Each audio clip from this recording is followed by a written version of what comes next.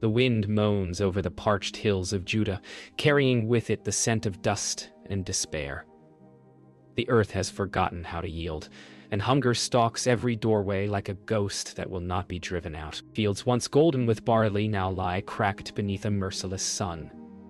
In the silence between each breath, prayers rise, thin, trembling, unanswered. From this wasteland, a family gathers what little remains and turns their faces east, toward a foreign land whose gods they do not know.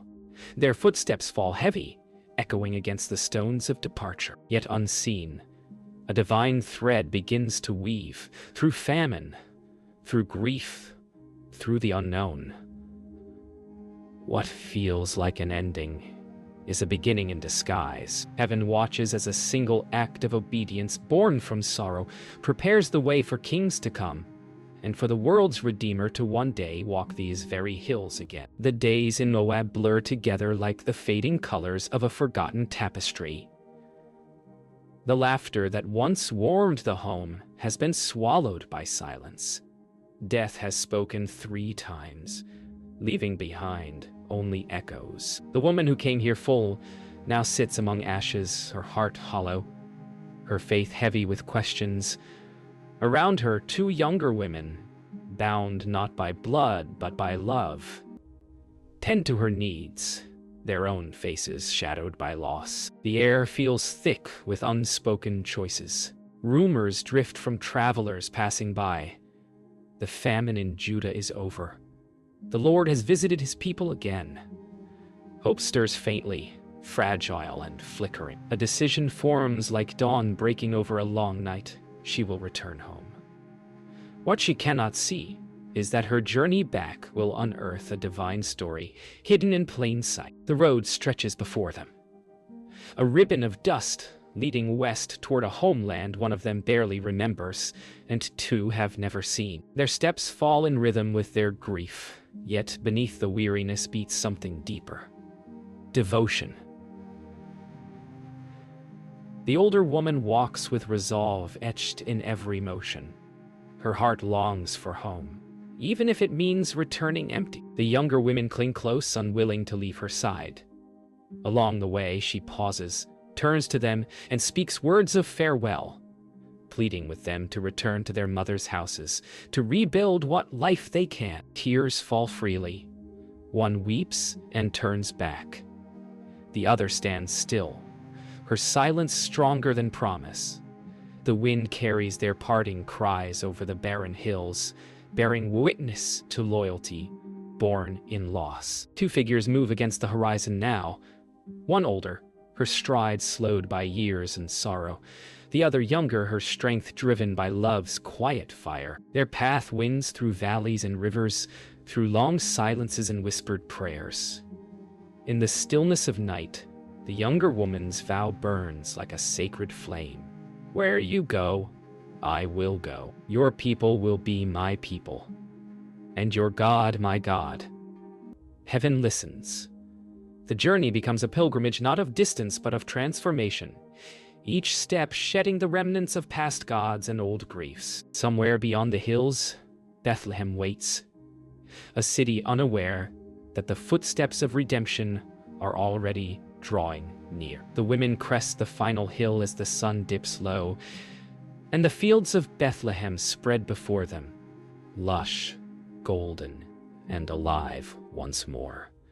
The scent of barley fills the air, mingled with the murmurs of a harvest renewed. The older woman stops, eyes glistening as she beholds the land she once fled. Yet, the whispers begin almost immediately. Familiar faces murmur her name with disbelief, questioning whether this broken figure could be the same woman who left in fullness years ago. She answers with a voice hollowed by loss, naming herself bitterness instead of joy. But beside her stands hope incarnate, quiet, foreign, steadfast. What the world sees as emptiness, heaven knows as preparation. The story that began in famine is about to find its seed in faith. The chill of early morning hangs heavy as the 2 widows rise from their rest beside the road. Dust clings to their garments and silence fills the air between them. The older woman's heart is torn between love and fear. Love for the one who refuses to leave her. Fear for what awaits them in a land not her own. Every step forward feels like trespassing upon memory, every shadow a reminder of what she has lost. Yet beside her walks unwavering devotion, a light kindled in foreign soil. The younger woman does not look back. Her eyes are set on something beyond sight, something eternal. What began as a journey of survival is transforming into covenant, a sacred bond that will alter not only their lives, but the lineage of salvation itself. Word of their arrival travels faster than the women themselves. By the time they reach the village gates, whispers have gathered like wind through the barley. Some marvel, others pity, and still others shake their heads in disbelief. The older woman's name passes from lip to lip like an echo from another life. She feels the weight of every gaze, every unspoken question. Time has carved its truth upon her face. She left full, she returns empty. Yet in her emptiness, divine providence has found space to move. The younger woman walks beside her, unknown and foreign, but carrying a strength that heaven itself has chosen to honor. Evening descends upon their small dwelling, silent, sparse, but theirs.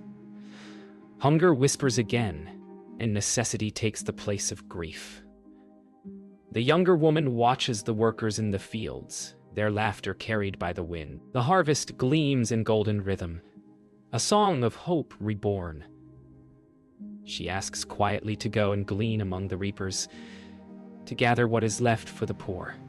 The older woman nods, though her heart trembles with worry and prayer. It is an act simple in appearance, yet monumental in destiny. For as she bends to pick the fallen grain, unseen hands guide her to the field where grace has already been sown in secret. The morning breaks over Bethlehem's fields, and with it a silent promise. The younger woman steps carefully through rows of standing grain, her hands brushing the stalks, collecting what others leave behind. Sweat beads her brow, but there is peace in the rhythm of work.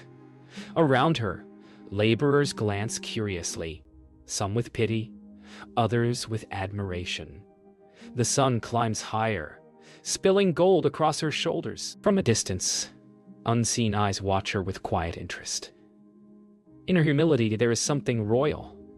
In her labor, something sacred. Without knowing, she has stepped into the field of redemption, where heaven will rewrite her story in the language of grace. The sun begins to sink, casting long shadows over the fields. The workers laugh and rest, but the young woman lingers, gathering what remains. Her movements are steady, unhurried, as though she gleans not merely for bread, but for purpose. The man watching her steps closer, drawn by the quiet dignity that surrounds her. He asks who she is, and the answer stirs something ancient within him. The name of the older woman, the one who returned in sorrow, reaches his ears, and with it, compassion is kindled. What began as a stranger's labor will become the meeting point of heaven's design. In this field, grace takes flesh and begins its silent work. The dawn breaks softly over the hills of Bethlehem, painting the fields in hues of honey and fire. The air hums with the rhythm of harvest, the rustle of stalks, the calls of reapers, the laughter of workers. Among them moves a solitary figure, quiet yet resolute, her heart tuned to gratitude for each fallen grain. She is seen by the master of the field, a man of stature and kindness, whose eyes discern more than beauty. He asks of her story and learns of loss, loyalty, and love, unshaken by hardship. In that moment, something eternal stirs within him, a remembrance of mercy, a whisper of divine purpose. The field, once ordinary, becomes sacred ground, for two threads of destiny have just touched in the loom of heaven. The field becomes a sanctuary of kindness. Words, simple yet profound, pass between them. Questions of who she is, assurances of protection, blessings spoken in reverence. The man's tone carries the warmth of both authority and care. The woman bows in humility, wondering why such grace is shown to one unworthy by lineage. He answers not with explanation but with blessing, that the Lord, under whose wings she has sought refuge, may reward her. Around them, the day glows with the quiet music of providence. Heaven smiles upon this exchange, for it marks the rebirth of hope, the kindling of a promise that will one day bear a king. The hours pass beneath the relentless sun, yet the young woman is not sent away. Water is drawn for her, food offered, safety ensured. Among strangers she is treated as one of their own. The older woman's God has become her own, and that same God now opens doors no man can close. As she works, unseen eyes watch, not with desire, but with admiration for her virtue. The man speaks quietly to his servants. None shall touch her, none shall shame her. Every handful of grain she gathers is a token of providence, each breath a step further into divine purpose. Evening returns, carrying the scent of earth and harvest. The woman gathers what she has gleaned, an abundance far greater than expected. She carries it home, her arms heavy, yet her spirit light. The older woman, waiting in silence, lifts her eyes as the younger one enters, bearing both provision and hope.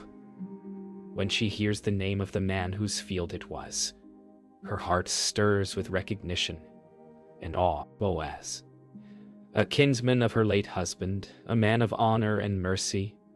What she thought lost may yet be redeemed.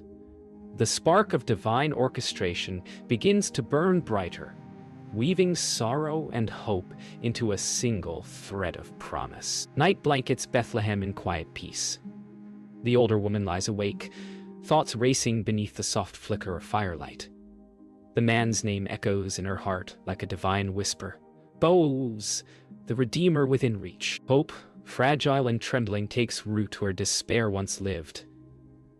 The younger woman rests beside her, unaware that her kindness has awakened destiny itself. In the hush of that small house, the Lord of Israel watches unseen, shaping futures through simple faithfulness. What began as survival now unfolds as sacred strategy. And though the night is still, the promise of morning already stirs in the soul of the Redeemer's lineage. Morning spills across the hills like molten gold. The young woman returns to the fields once more, her heart steady, her purpose clear. She works as before, gathering, gleaning, grateful. Yet, something unseen has changed.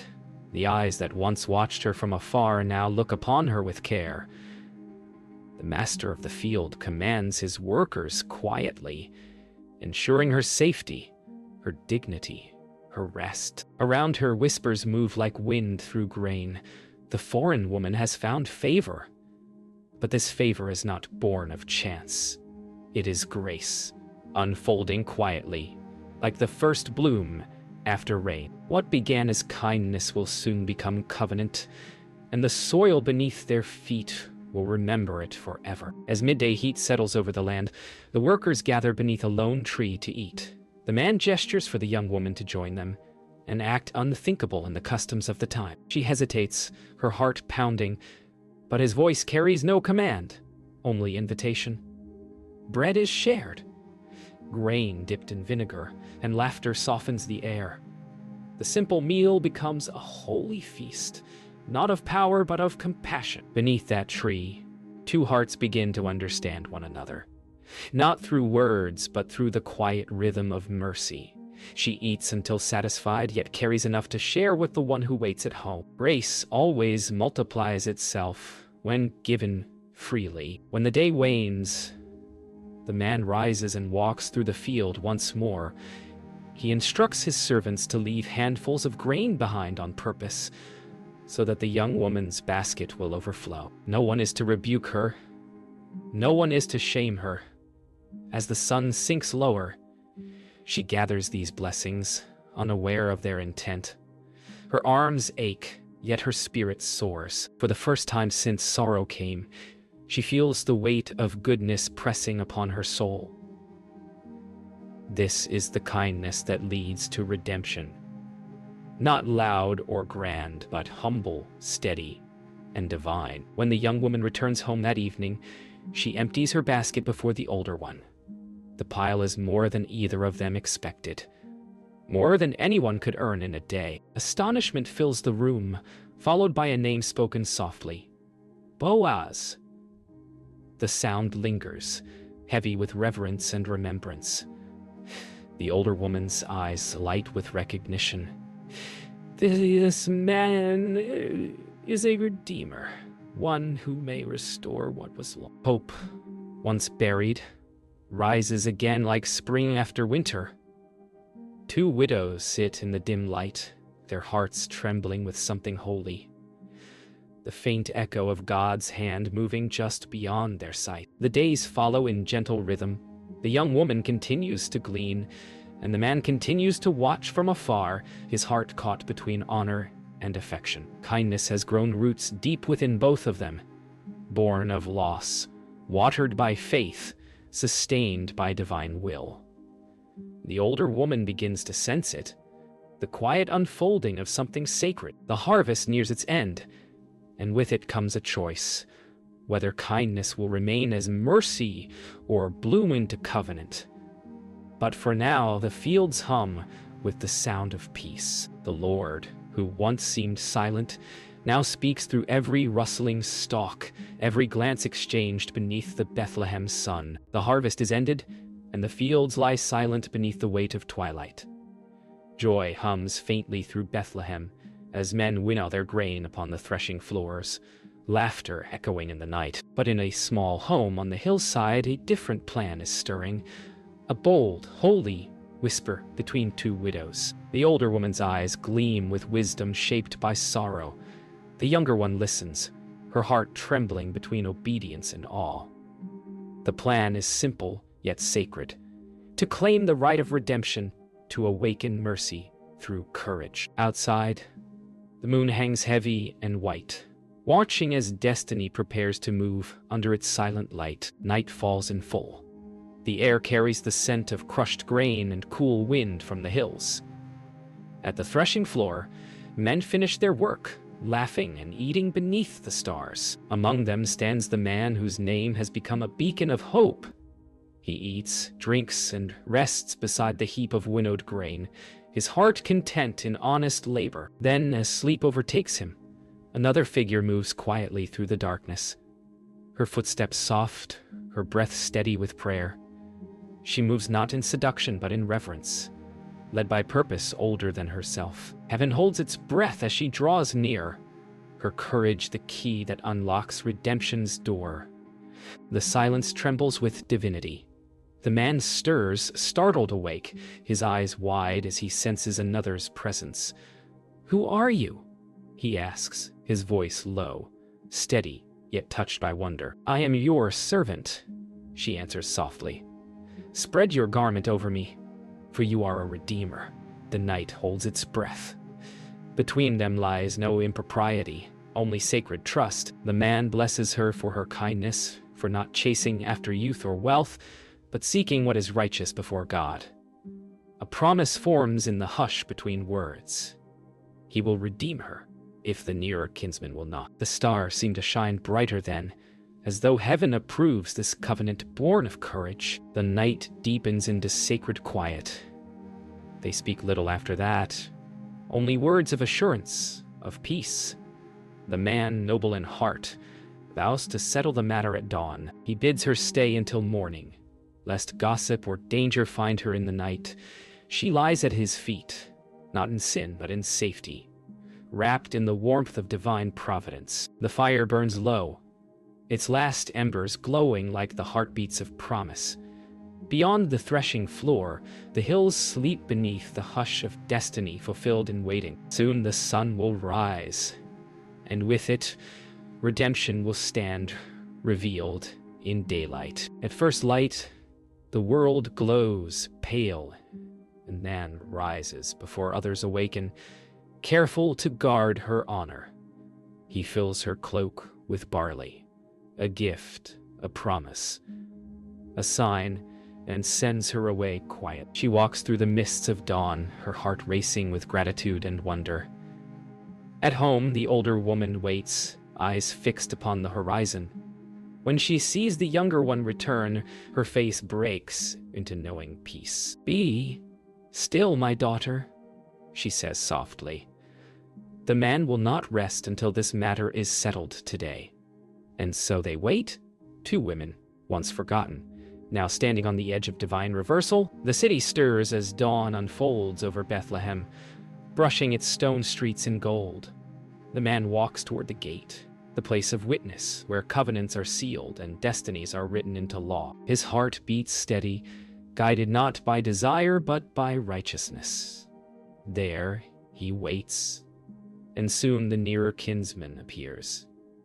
Elders gather, men whose gray beards hold the memory of ancient customs. The matter is laid before them with truth and grace. What began in quiet faith now moves in public light. Heaven leans close as redemption, once whispered in the night, prepares to be declared before the eyes of men. The conversation unfolds with dignity and weight. The nearer kinsman listens as the matter is presented.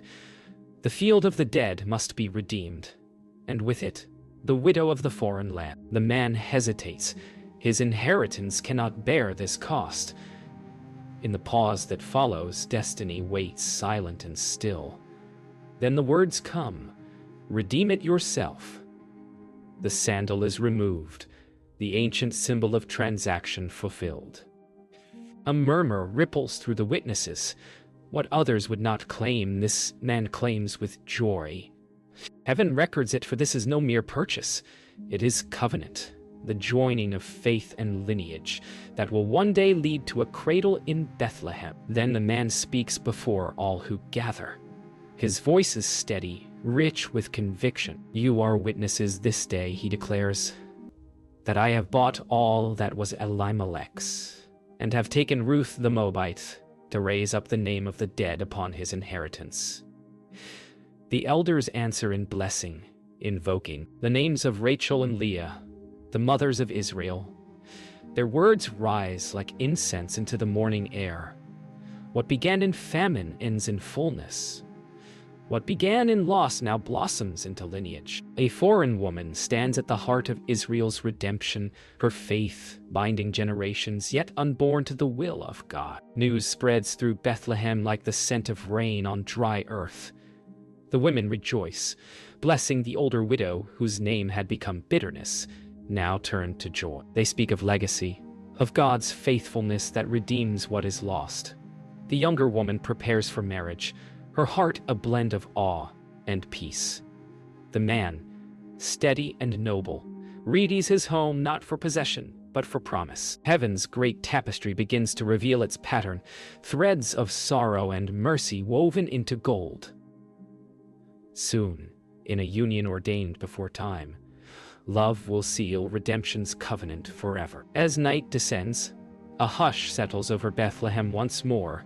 In the quiet, the newly joined hands of man and woman rest together beneath lamplight. There is no grandeur here, only peace and the whisper of eternity woven into ordinary life. The older woman looks upon them with eyes full of completion. The fields outside sway gently under the moon, their harvest finished, their promise kept. What began in famine and grief now ends in covenant and grace. The Redeemer's shadow already stretches across generations, waiting for the day when another child will be born in this same town. A child through whom the final redemption will come. Time moves gently now in Bethlehem, where once famine groaned and grief reigned. The house that knew sorrow now echoes with laughter. The woman once called barren by fate now carries life within her. Proof that heaven remembers those who wait. The older one tends to her like a mother reborn, her wrinkled hands steady, her eyes gleaming with gratitude. The man watches in quiet awe, knowing the God of Israel has done what no man could plan. In the hum of daily work and whispered prayers, the promise takes shape. The womb of a foreigner holds the seed of kings, and the unseen hand of the Almighty moves, stitching eternity into flesh. The day of birth arrives with the dawn. Pain and prayer intermingle as life struggles toward the light. Outside, the village gathers, waiting whispering. Then a cry pierces the morning, a sound so small, yet heavy with prophecy. Joy bursts forth like spring rain upon dry earth. The older woman takes the child into her arms, tears running freely as she presses him to her heart. "Blessed be the Lord," the women cry, "for he has not left you without a redeemer this day." The child's name will be Obed, servant of God, born not from chance but from divine design. Through him the seed of David will bloom, and through David salvation will come to all nations. The child grows, laughter returning to the home like music long forgotten. Naomi holds him close, her joy renewed, her emptiness filled. The village women call him her son, and she smiles, knowing the truth runs deeper. This child belongs to them all, to Israel, to history, to heaven's promise. In his innocent gaze rests the line of kings. The fields outside wave once more with harvest, and the story that began in famine now thrives in abundance. God has written beauty out of ashes, turning bitterness into blessing, and through the heart of a Moabite woman, the bloodline of the Messiah quietly begins to flow. Seasons pass, and the child takes his first steps amid the same fields where his mother once gleaned. Every handful of grain that falls beneath his feet is a memory redeemed. The man, now older, teaches him to walk the paths of righteousness, to work with honest hands. The women of the town still tell the tale. The Moabite who clung, the widow who hoped, the man who redeemed. Their story has become a song passed through generations, a reminder that God's grace is not bound by blood or border. Beneath these same skies, the root of Jesse begins to grow. Years will pass, but the story will never fade. Obed will grow and bear a son named Jesse, and Jesse will father David, the shepherd king whose line will give birth to the Savior. Through famine and faith, through love and loss, the forgotten women of Moab and Judah have written their names into eternity. Their story is not merely of survival, but of divine orchestration, proof that God weaves redemption through ordinary lives. And so, beneath the stars of Bethlehem, the promise continues to breathe, waiting for the day when another child will cry in this same town, a cry that will awaken the world.